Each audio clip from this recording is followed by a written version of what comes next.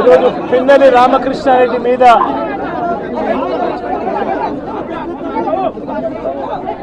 తన మీద ఏకంగా 307 అంటే అటెంప్ట్ టు మర్డర్ లాంటి కేసులు పెట్టి ఏ రకంగా అన్యాయంగా తనను జైల్లో నిర్బంధించడం జరుగుతూ ఉందో కూడా చూస్తూ ఉన్నాం. ఈరోజు రాష్ట్ర వ్యాప్తంగా కూడా ఇదే కార్యక్రమాలు జరుగుతూ ఉన్నాయి. రాష్ట్ర వ్యాప్తంగా కూడా కేవలం తెలుగుదేశం పార్టీకి చంద్రబాబు నాయుడు గారికి ఓటు వేయలేదు అన్న ఒకే ఒక కారణంతో ఏకంగా ఆస్తులను ధ్వంసం చేస్తూ ఉన్నారు, దొంగ కేసులు పెడతా ఉన్నారు. వీళ్ళే కొడతారు, మళ్ళీ వీళ్ళే అటువైపున ఉన్న వారి మీద వాళ్ళు కొట్టారు అని చెప్పి కేసులు పెడతారు. ఇంతటి దారుణంగా ఈరోజు రాష్ట్రంలో పరిపాలన సాగిస్తూ ఉన్నారు. నేను అడుగుతా ఉన్నా, ఇదే గత 5 సంవత్సరాల కాలంలో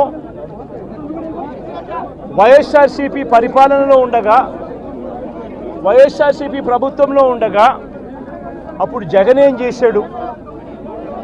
కులం చూడలేదు, మతం చూడలేదు, ప్రాంతం చూడలేదు, చివరికి ఏ పార్టీకి ఓటు వేశారన్నది కూడా చూడకుండా ప్రతి పథకము ప్రతి మనిషి కూడా అర్హత అన్నది మాత్రమే ప్రామాణికంగా తీసుకుని ప్రతి ఇంటికి డోర్ డెలివరీ చేసిన ప్రభుత్వం వైఎస్ఆర్సీపీ ప్రభుత్వందైతే, జగన్మోహన్ రెడ్డి ప్రభుత్వందైతే ఈరోజు కేవలం తెలుగుదేశం పార్టీకి ఓటు వేయలేదని, కేవలం చంద్రబాబు నాయుడు గారికి ఓటు వేయలేదని, కేవలం ఓటు వేయలేదన్న ఒక్క కారణంతో ఆస్తులు ధ్వంసం చేస్తూ ఉన్నారు, మనుషులను కొడతా ఉన్నారు, కొట్టి మరి కేసులు పెడతా ఉన్నారు.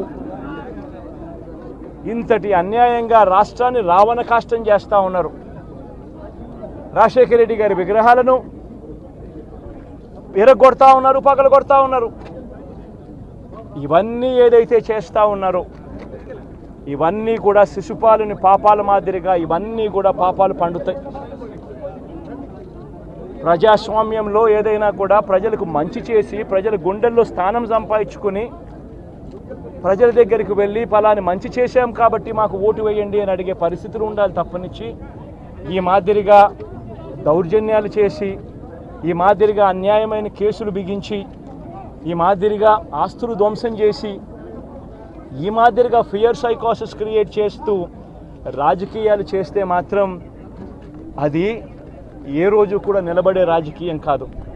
తాత్కాలిక మేలు ఏదైనా జరుగుతుందేమో తప్పనిచ్చి తర్వాత ఓటు వేసేటప్పుడు మాత్రం ప్రజలు ఇవన్నీ కూడా ఖచ్చితంగా గుర్తుపెట్టుకొని లెక్క జమ చేసి చంద్రబాబు నాయుడు గారికి గట్టిగా బుద్ధి చెప్పే పరిస్థితులు రోజులు కూడా తొందరలోనే ఉన్నాయని కూడా ఈ సందర్భంగా చంద్రబాబు నాయుడు గారిలో మార్పు రావాలని సందర్భంగా కూడా తెలియజేస్తా ఉన్నా.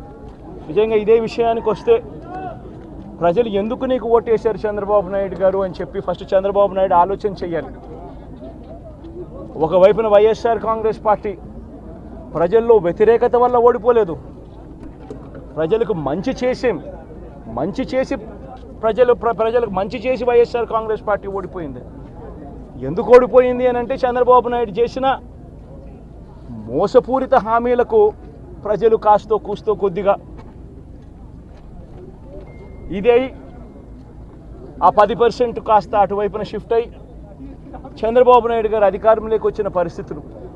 మరి చంద్రబాబు నాయుడు అధికారంలోకి వచ్చిన తర్వాత ఈరోజు రైతులకు ఇస్తానన్న రైతు భరోసా 20,000 రూపాయలు ప్రతి రైతన్నకి ఇస్తానన్నాడు. వ్యవసాయం స్టార్ట్ అయింది, ఖరీఫ్ మొదలైంది, పంటలు వేగంగా వేస్తూ ఉన్నారు రైతన్నలు. ఇంతవరకు రైతు భరోసా 10,000-20,000 రూపాయలు ఇస్తానన్న దానికి అతి గతి లేదు. బడులు మొదలయ్యాయి. అమ్మఒడి కింద జగన్ 15,000 ఇస్తాను అని అంటే కాదు చంద్రబాబు నాయుడు వస్తే ఎంతమంది పిల్లలు ఉంటే అంతమందికి ఇస్తాడు, ప్రతి ఒక్కరికి 15,000 ఇస్తాడు అని చెప్పారు. రాష్ట్రంలో 1 కోటి మందికి పైగా పిల్లలు బడియీడు పిల్లలు ఉన్నారు. బడులు స్టార్ట్ అయ్యాయి.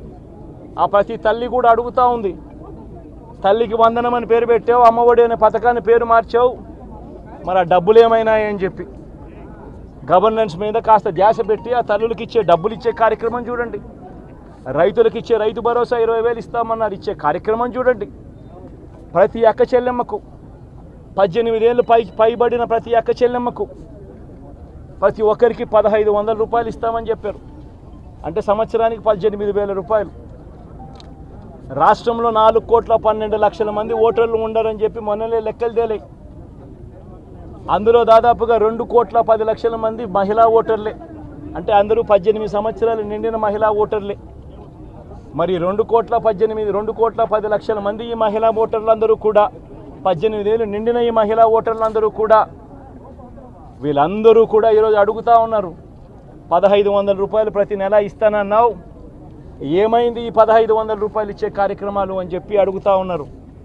వాటి మీద ధ్యాస పెట్టే కార్యక్రమం చంద్రబాబు నాయుడు చేయాలి. ఇవేవి కూడా చేయకుండా కేవలం భయాందోళనలు క్రియేట్ చేయాలి, రాష్ట్రంలో రావణ కాష్టం సృష్టించాలి, దొంగ కేసులు పెట్టాలి, ఇరికించాలి, ఆస్తులను ధ్వంసం చేయాలి.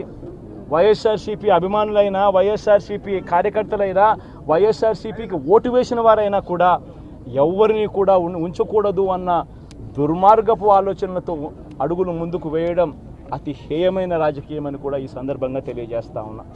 ఇదే రామకృష్ణారెడ్డి విషయానికే వస్తే నిజంగా ఎంతటి అన్యాయమైన పరిస్థితిలో కేసులు బిగించారు అన్నది ఒకసారి అందరూ కూడా ఆలోచన చేయమని కోరుతా ఉన్నా. ఇదే విషయం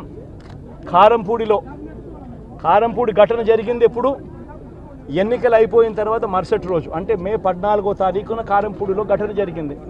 కారంపూడిలో ఏం ఘటన జరిగింది, ఎందుకు జరిగింది? కారంపూడిలో తెలుగుదేశం పార్టీ చేసిన ఆకృత్యాలకు ఒక ఎస్సీ కుటుంబంలో ఉన్న మహిళలు ఇబ్బంది పడే పరిస్థితిలోకి పోయినప్పుడు వాళ్ళను పరామర్శించడానికి డిఎస్పీ అనుమతి తీసుకునే మరుసటి రోజు, ఎన్నికలు అయిపోయిన మరుసటి రోజు ఎమ్మెల్యే బయలుదేరాడు. ఎమ్మెల్యే కారంపూడికి చేరుకోక మునిపే ఆ ఎస్సీ కుటుంబం అనేది కారంపూడి అటువైపున ఉంటే, ఊరికి అటువైపున వాళ్ళ ఇల్లు ఉంటే ఆ ఊరు ఎంటర్ కాకమునిపే తనను అడ్డగించడము, అక్కడే గొడవ జరగడము, గొడవ జరిగేది టౌన్లో జరుగుతూ ఉంది, ఇక్కడ నుంచి ఇక్కడ అడ్డగించినారు. అసలు సిఐ అనే నారాయణ స్వామి అనే ఈ సిఐతో కనీసం ఎమ్మెల్యే కనీసం తటస్థ కూడా పడలేదు, కనీసం చూసిన దాఖలాలు కూడా లేవు వీళ్ళిద్దరు. ఆ రోజు ఆయన ఉన్నది వేరే గొడవలో వేరే లొకేషన్, టౌన్ మధ్యలో గొడవ జరుగుతా అంటే ఆయన ఉన్నాడు, టౌన్ మొదట్లో ఈయన ఉన్నాడు. అసలు ఆయన తటస్థపడలేదు.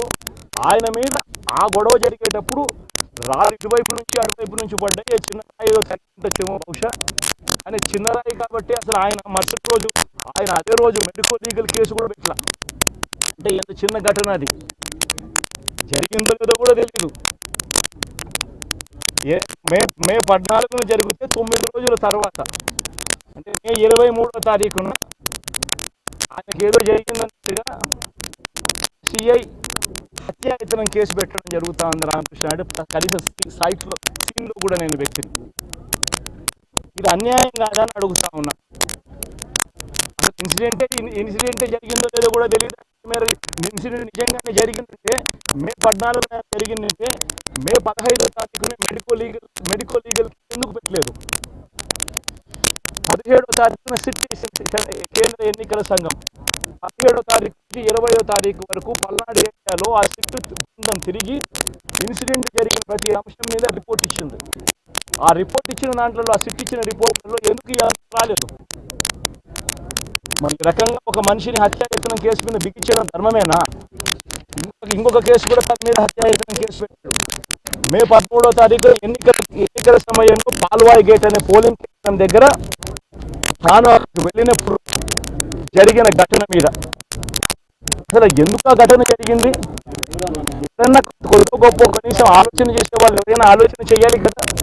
అక్కడ ఉన్న ఎస్సీలను, ఆ గ్రామంలో ఉన్న సామాజిక వర్గం వాళ్ళు గ్రామంలో ఉన్న బూతులు లేకపోయి ఓట్లు వేసే పరిస్థితి లేకుండా ఉన్నప్పుడు ఎమ్మెల్యే అక్కడికి ఆ గ్రామానికి వెళ్ళినప్పుడు ఎమ్మెల్యే ఆ పరిస్థితి చూసి ఎస్పీకి 4 సార్లు 5 సార్లు 10 సార్లు ఫోన్ చేసినా కూడా ఎస్పీ రాని పరిస్థితిలో ఉన్నప్పుడు కనీసం సిఐని ఎస్ఐని కూడా పంపించిన పరిస్థితిలో ఉన్నప్పుడు అటువంటి బూత్లో, సెన్సిటివ్ బూత్లో కేవలం ఒకే ఒక్క హోంగార్డును పెట్టి బూతులు నడుపుతూ ఉన్నారు. అటువంటి పరిస్థితుల్లో అన్యాయం జరుగుతూ ఉందని చెప్పడం కోసం, అన్యాయం జరుగుతూ ఉన్న వాళ్ళ పక్షాన్ని నిలబడడం కోసం ఎమ్మెల్యే లోపలికి పోయి ఈవీఎంను పగలగొట్టే కార్యక్రమం జరిగింది.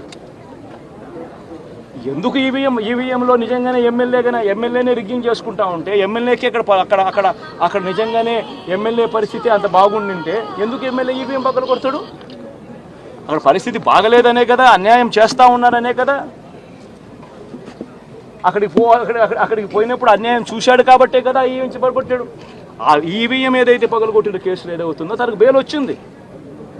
ఈరోజు తను బెయిల్ అక్కడ లోపల ఉన్నది ఈవీఎం పగలగొట్టిన కేసులో కాదు, తను లోపల ఉన్నది ఈవీఎం పగలగొట్టిన కేసులో. అన్యాయం జరిగింది అని చెప్పి, అన్యాయం జరుగుతూ ఉన్న పరిస్థితిలో ఎమ్మెల్యే అక్కడికి పోయి అడ్డుకునే కార్యక్రమంలో జరిగింది అని చెప్పి కోర్టులు కూడా గుర్తించాయి కాబట్టి తనకు బెయిల్ వచ్చింది. కానీ మళ్ళీ ఆ తర్వాత ఏం జరిగింది? ఆ ఇన్సిడెంట్ జరిగిన 10 రోజుల తర్వాత, ఆ ఇన్సిడెంట్ జరిగిన 10 రోజుల తర్వాత, అంటే మే 23వ తారీఖున ఎమ్మెల్యే అక్కడికి వెళ్ళి హత్యాయత్నం చేశాడట. అదే పోలింగ్ బూత్లో హత్యాయత్నం చేసినాడంట. ఎవడన్నా బుద్ధునోడు ఎవడన్నా నమ్మదానికి ఉందయ్యా? ఎవడన్నా ఎమ్మెల్యే అనేవాడు అక్కడికి పోయినప్పుడు వాళ్ళు చేస్తూ ఉన్న రిగ్గింగు, ఎమ్మెల్యే దానికి అడ్డుకునే కార్యక్రమం చేస్తూ ఉంటే ఎమ్మెల్యే అక్కడికి పోయి ఎమ్మెల్యే హత్యాయత్నం చేస్తాడా? చెప్పడానికైనా హద్దు పొద్దు ఉండాలి కదా. 10 రోజుల తర్వాత ఎమ్మెల్యే హత్యాయత్నం చేశాడని చెప్పి కేసు పెడతారు 10 రోజుల తర్వాత. ఇప్పుడు నిజంగానే అటువంటి ఇన్సిడెంట్ జరిగిందంటే సిట్టు 17వ తారీఖు నుంచి, మే 17వ తారీఖు నుంచి 20వ తారీఖు లోపల మధ్యలో ఇచ్చిన రిపోర్ట్లో, ఆ సిట్లో అది చెప్పాలి కదా, ఇది జరిగింది, ఎమ్మెల్యే అనే వ్యక్తి హత్యాయత్నం చేసే కార్యక్రమం చేశాడు అని చెప్పి రావాలి కదా. మరి ఎందుకు సిట్ రిపోర్ట్లో రాలేదు? ఈ రకంగా ఒక మనిషిని కేవలం 4 సార్లు ఎమ్మెల్యే, తాను 2000 కన్సిస్టెంట్గా 4 సార్లు ఎమ్మెల్యే గెలిచాడు. 2009లో గెలిచాడు, 2011లో గెలిచాడు, 2014లో గెలిచాడు, 2019లో గెలిచాడు. ఒక మనిషి కన్సిస్టెంట్గా 4 సార్లు ఎమ్మెల్యేగా గెలుస్తూ వస్తున్నాడు అని అంటే ఆ మనిషి మంచోడు కాబట్టి గెలుస్తూ వచ్చాడు, ఆ మనిషి మంచోడు కాబట్టి ప్రజలు ఆశీర్వదిస్తూ వచ్చారు. అటువంటి వ్యక్తిని తీసుకొని వచ్చి తప్పుడు కేసులలో ఈ మాదిరిగా బిగించడం ఎంత మటుకు ధర్మం? ఈరోజు ఒక్క రామకృష్ణారెడ్డి ఒక్క పరిస్థితే కాదు, రాష్ట్ర వ్యాప్తంగా ప్రతి గ్రామంలోనూ కూడా ఇదే కార్యక్రమాలు జరుగుతూ ఉన్నాయి. ప్రతి ఒక్కరూ కూడా వాళ్ళ స్థాయిలో రెడ్ బుక్స్ అని చెప్పి రెడ్ బుక్లు పెట్టుకొని ఉన్నారు. చంద్రబాబు నాయుడు స్థాయిలో చంద్రబాబు నాయుడు ఒక రెడ్ బుక్, లోకేష్ స్థాయిలో లోకేష్ ఒక రెడ్ బుక్, ఎమ్మెల్యే స్థాయిలో ఎమ్మెల్యే ఒక రెడ్ బుక్, మండల స్థాయిలో మండల నాయకుడు ఒక రెడ్ బుక్, గ్రామ స్థాయిలో గ్రామంలో ఇంకో రెడ్ బుక్, గ్రామ స్థాయిలో ఇంకో నాయకుడు గ్రామ స్థాయిలో ఇంకో రెడ్ బుక్లలో పెట్టుకొని ఏం చేస్తూ ఉన్నారు? అతి దారుణంగా అన్యాయంగా ఆస్తులు ధ్వంసం చేస్తూ ఉన్నారు. రాష్ట్రం మొత్తం దాన్ని చూస్తూ ఉంది, కానీ ఎవడు మాట్లాడడం లేదు. దొంగ కేసులు పెడతా ఉన్నారు, పోలీసులు ప్రేక్షక పాత్ర పోషిస్తూ ఉన్నారు. దొంగ కేసులు పెడతా ఉన్నారు, వాళ్ళే కొడతారు, మన ఇటువైపున కేసులు పెడతా ఉన్నారు. రాష్ట్రం మొత్తం ఇది చూస్తూ ఉంది. చీని చెట్లు నరికేస్తూ ఉన్నారు, ఆస్తులు ధ్వంసం చేస్తూ ఉన్నారు, కనిపిస్తూ ఉంది. ఎమ్మెల్యేలు ఏకంగా జేసీబీల మీద, పొక్లేన్ల మీద ఎమ్మెల్యేలు స్వయంగా తిష్టేసి ఏకంగా పోయి బిల్డింగులు పగలగొట్టే కార్యక్రమాలు చేస్తూ ఉన్నారు. ఇంతటి దారుణంగా నిజంగా చేస్తూ ఉన్నారు అని అంటే ఎల్లకాలం ప్రభుత్వం మీది కాదు, ఎల్లకాలం రోజులు మీయే ఉండవు చంద్రబాబు, అది గుర్తుపెట్టుకో. మీ పాపాలు పండుతూ ఉన్నాయి వేగంగా. ప్రజలు దీన్ని క్షమించని పరిస్థితుల్లోకి వస్తారు. ఖచ్చితంగా మీకు బుద్ధి చెప్పే పరిస్థితులు రోజులు కూడా ఉంటాయి. చేతనైతే మంచి చేయండి, మంచి చేసి ప్రజల మనసులు గెలుచుకుని ఓట్లు ప్రజల మనసుల్లో స్థిరస్థాయిగా నిలబడే కార్యక్రమం చేయండి. కానీ తప్పుడు రాజకీయాలు ఈ మాదిరిగా నువ్వు ఒక్కరివే చేస్తావు అనుకుంటా ఉన్నావు. ఇదే మాదిరిగా కొనసాగితే రాష్ట్రంలో ఒక తప్పుడు సాంప్రదాయానికి నువ్వు నాంది పలుకుతా ఉన్నావు. నువ్వు వేసే ఈ బీజం, నువ్వు వేసే ఈ తప్పుడు సాంప్రదాయం, రేపొద్దున నువ్వు వేసే ఈ బీజం చెట్టు అవుతుంది. రేపొద్దున నువ్వు ఏదైతే ఇత్తుతావో అదే పండుతుంది. రేపొద్దున మళ్ళీ మీ గ్రామాలలో మీ కార్యకర్తలకు ఇదే పరిస్థితిని, ఇదే మాదిరిగానే మళ్ళీ జరిగే కార్యక్రమాలు కూడా జరుగుతాయి. అటువంటి తప్పుడు సాంప్రదాయాలు దయచేసి ఇప్పటికన్నా ఆపండి. నాయకులుగా ఉన్న మనలాంటి వాళ్ళం ఇలాంటివి ప్రోత్సహించకూడదు. ఇలాంటివి ఎవరు తప్పు చేసినా తప్పు అని చెప్పే కార్యక్రమం నాయకులుగా మనం చెయ్యాలి. కానీ దగ్గరుండి ఈ మాదిరిగా ప్రోత్సహించడం అతి దుర్మార్గమైన కార్యక్రమం. దయచేసి దీనికి ఫుల్ స్టాప్ పెట్టే కార్యక్రమం ఖచ్చితంగా చెయ్యండి చంద్రబాబు అని చెప్పి సందర్భంగా మరొక్కసారి చంద్రబాబును ఈసారి హెచ్చరిస్తున్నామని కూడా చెప్తా ఉన్నాం. ఈసారి కోరడం లేదు, హెచ్చరిస్తున్నామని కూడా చెప్తా ఉన్నాం. ఇదే మాదిరిగా జరుగుతూ పోతూ ఉంటే మాత్రం ఎవరైనా కూడా ఊరుకునే కార్యక్రమం జరగదు. రియాక్షన్ అనేది ఖచ్చితంగా ఉంటుందని కూడా చంద్రబాబు నాయుడు సందర్భంగా గట్టిగా చెప్తారు. నెల రోజులైంది, చాలా మంది కార్యకర్తలు కూడా ఇబ్బంది పడిన పరిస్థితి. కార్యకర్తలను వదిలేసి ఈ రోజు భారత రాజ్యాంగ వ్యవస్థని నిర్వీర్యం చేసే విధంగా ఎన్నిక